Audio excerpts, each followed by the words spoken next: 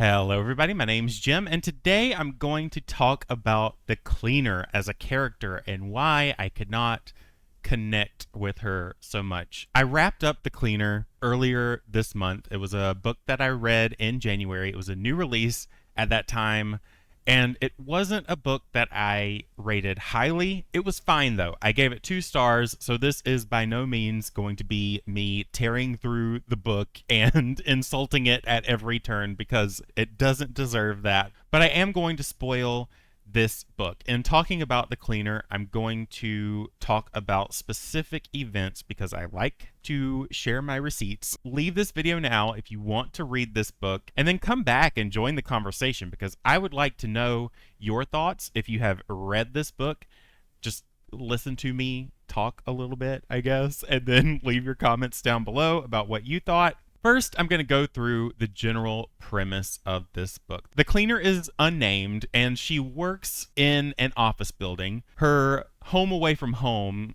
more or less, is the 4th floor of that office building, where she has created an imaginary work family. She works the night shift.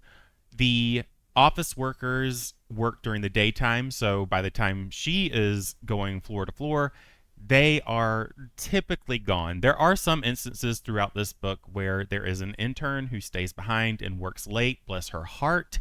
I've had to work late nights, and I know how stressful that is. The cleaner establishes relationships with this intern. She also establishes relationships with the night shift security guard as well as a delivery person. But going back to the imaginary work family, this cleaner has a tendency to meddle with their desks and create personalities based on what they own. For example, there is a character she calls Mr. Buff who has a jug of protein powder in his desk.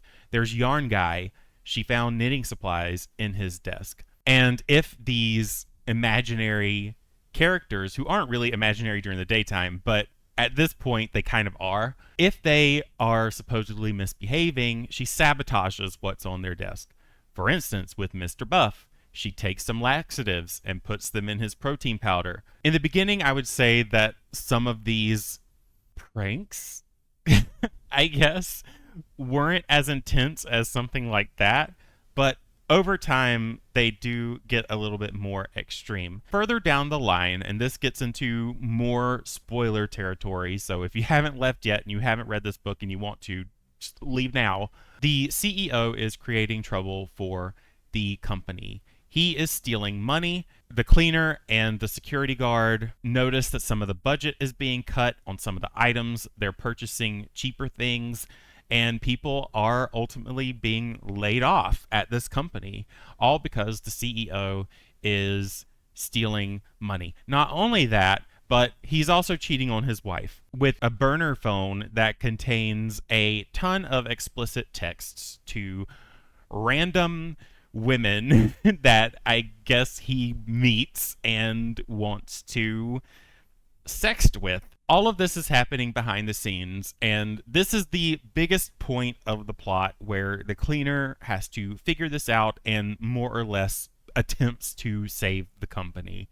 This does not happen until halfway through. That is one of my biggest gripes with this book, is that the pacing more or less stays the same. But this video is not about that. It's about the character, and I'm going to get into the details now. Part of the issue that I had with the character of the cleaner is accountability, period.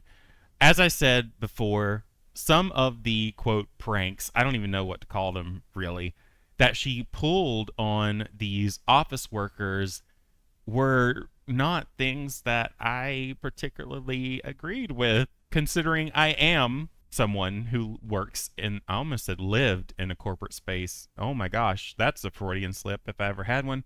I work in a corporate space. There is so much stress involved in a corporate job. That comes with the territory. It's what you sign up for. Some days are great. Some days are packed to the brim, like I said, with that intern working late nights, working really hard to meet deadlines and get things done, especially if you're the lead on multiple projects. It's tough. It's harder, I think, than a lot of people realize. We don't just sit at a desk all day. So knowing that she is tampering, that's a better word than pranking, knowing that she's tampering with these people's desks and stealing documents, putting laxatives in their food, rearranging their meeting schedule. It's stressful for me to know that she is doing this. And there's one thing that comes up early on in this book about security cameras. When she's talking to her security guard friend, Elle says that they have been chatting about possibly putting security cameras up on every floor. Of course, this is a concern for the cleaner, although I don't think that she necessarily expressed it, but it should be a concern for the cleaner because of what she's doing with everybody's desks. Of course, with the budget cuts, it is reasonable that security camera installation is not at the top of the list. That would cost a pretty penny. But because they had this conversation early on, I pegged it as possible foreshadowing where eventually the cleaner would be caught messing with these people's work lives. Nothing ever happened with the security cameras. It was brought up. I pegged it as foreshadowing. Nothing ever happened. They were never installed. Even when the CEO was fired and replaced by someone else and things started to get better, the money situation started to improve because there was nobody stealing it, cameras never showed up. That was strike one, and that was probably the smallest strike of all of the things that I'm going to talk about. There was also a lot of discussion around the corporate hierarchy where Elle and the cleaner talked about who would be the first person or group of people to be let go if the company were to start to go under.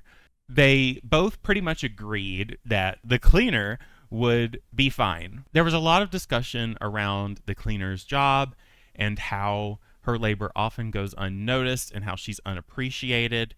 She and Elle kind of had this discussion back and forth where they're both kind of in the same spot, although Elle was, first of all, more concerned about her position, and rightfully so, because later on in the book, her time was cut in half, therefore her pay was docked. Thinking about that, and also considering the CEO's crimes where he is stealing money, I wish that the cleaner would have honed her skills as a tamperer solely on the CEO. When she was messing with the CEO's desk and sending emails that related to him and his infidelity, she was also still tampering with the office workers' desks. This situation with the corporate hierarchy and who would be laid off first was flipped on its head at that point in the story. And I feel like the cleaner had no empathy towards the people who worked on the fourth floor, even though she was perfectly capable of showing empathy because she did so with the intern. But she made up these lives. These were not people that she knew. The documents that she stole, the meetings that she rearranged, the things that she did to these people that she didn't actually know and just made assumptions about, they could have been having the worst day, and she just made their days worse. She could have been the reason why some of these people were ultimately laid off. In that sense, it bothered me that she continued to mess with these people even though she knew at that point that the CEO was stealing money. She knew that her job was in less danger than the rest of these people. And again, there was no accountability for that.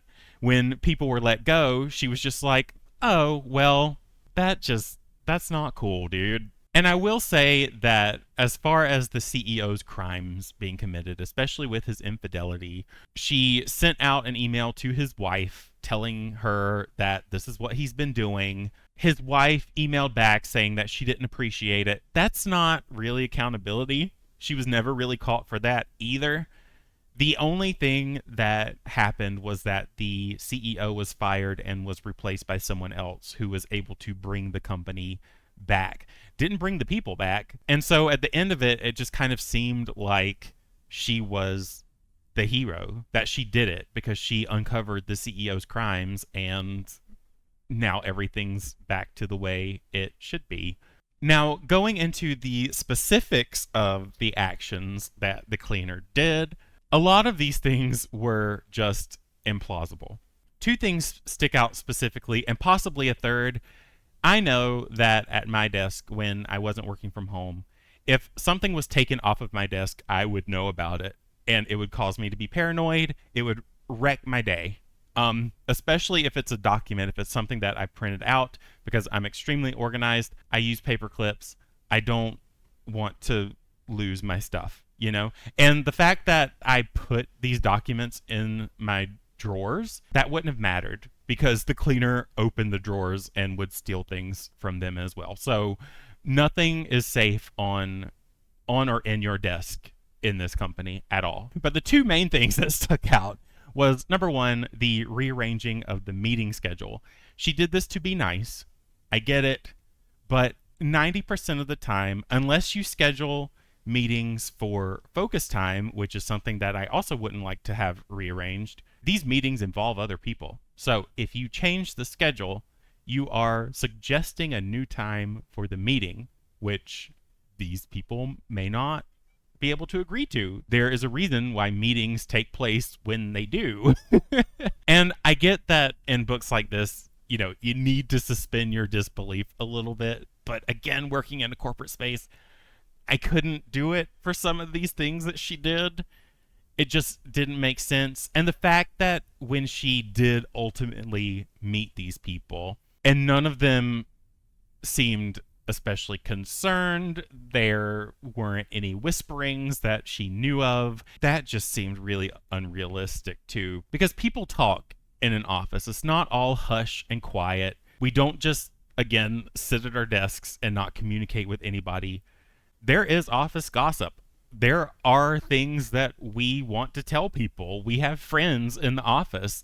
So the fact that no one was really able to put two and two together, and even without the security cameras, figure out that the cleaner was messing with their stuff, it didn't make sense. And it made me wonder, how long has she been doing this to these people? And to that point, she did make note that she wanted to be extra careful. She wanted to be sure that nothing could be traced back to her. But when she was hacking into the CEO's emails, I don't know how she was able to get into his second email account unless he was sending these explicit photos through his work email, which if they had an IT, first of all, if they had an IT department that was worth anything, this cleaner would not have gotten away with the things that she did. Maybe IT was laid off first.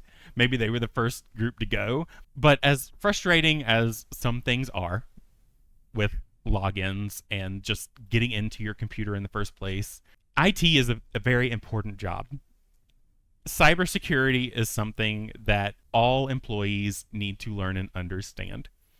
So again, if they had an IT department that was worth anything, she would not have been able to get away with a lot of the stuff that she did.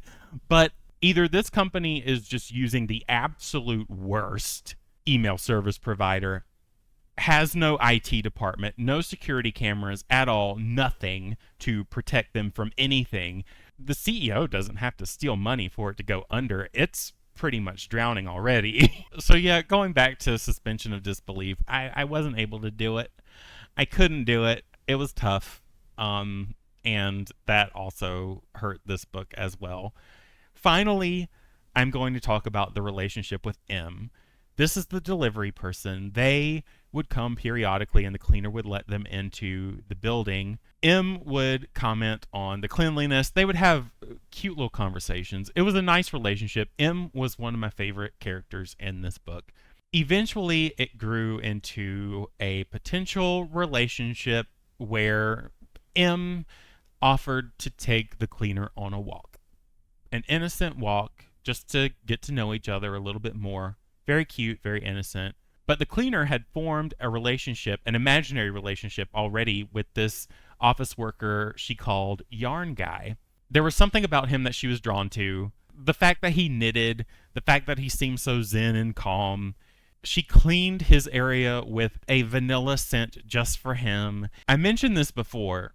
She eventually met the people on the 4th floor, including Yarn Guy, who, of course, did not meet expectations, and so she was disappointed. In fact, he didn't like the smell of vanilla at all, and he told her to stop cleaning his space with vanilla because it stunk. This broke her heart.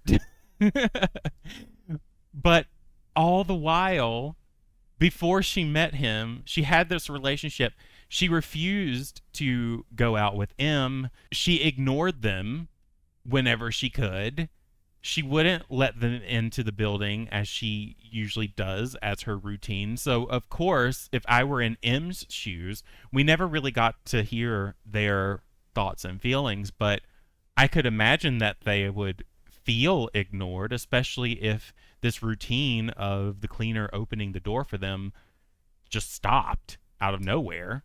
You know, there would be some questions there. So at the end of the day, the extent of the accountability that the cleaner faced was the wife of the CEO saying that she didn't appreciate the cleaner sending those emails out to her about his infidelity, and the fact that Yarn Guy was not who she thought he was. That's it. No security cameras. No one caught on. No one talked in the office and caught on to the fact that the cleaner was messing with her stuff. Honestly, with all of this talk of the corporate hierarchy and how she was so sure that her job was safe, I almost wanted her to be fired.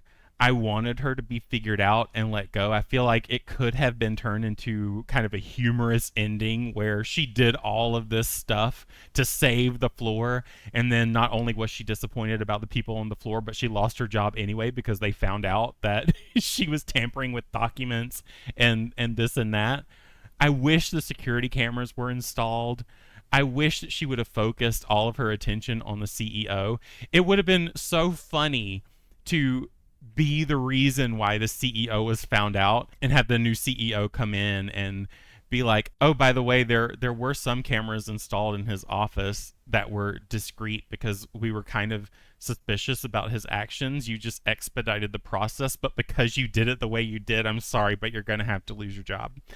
That would have been kind of funny, is that she would have paid a price for saving the people that she cared about, even if they were imaginary and their lives weren't. Because when she was disappointed after seeing them for the first time and understanding that her made up personalities and lives for these people weren't true, it seemed like a natural progression to lose her job and then have M as a bit of a happy ending where they could take their walk together.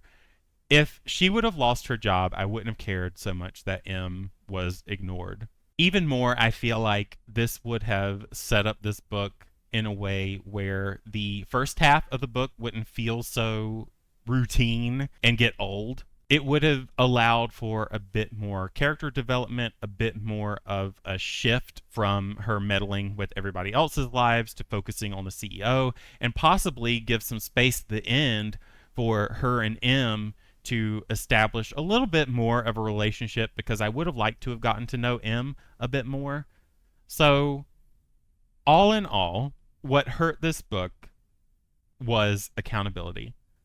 The stakes. She was never held to the crap she pulled. If you have read The Cleaner by Brandi Wells, I would like to hear your opinions down below and whether or not you agree. If you're interested in reading The Cleaner for yourself after I've spoiled it, the link to its Goodreads page is in the description below. Head on over to your retailer and purchase it if you're feeling brave, or go to your library or use your library app to borrow it if it's available. If you enjoyed this video for whatever reason, do leave a like and subscribe if you haven't already. Otherwise, I've been Jim. You've been great. Happy reading.